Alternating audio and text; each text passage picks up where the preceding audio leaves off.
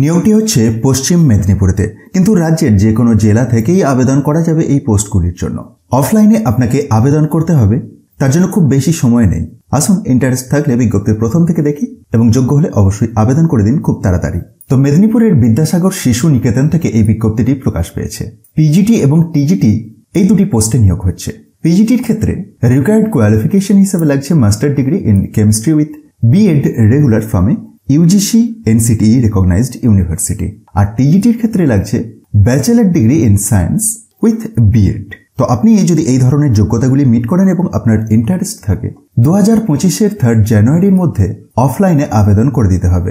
Registered post বা speed post বা courier বা বাই হ্যান্ডে।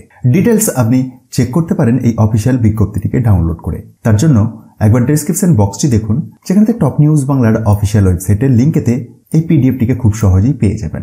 ইনফরমেটিভ মনে হলে অবশ্যই ইনফরমেশনটিকে শেয়ার করে দেবেন।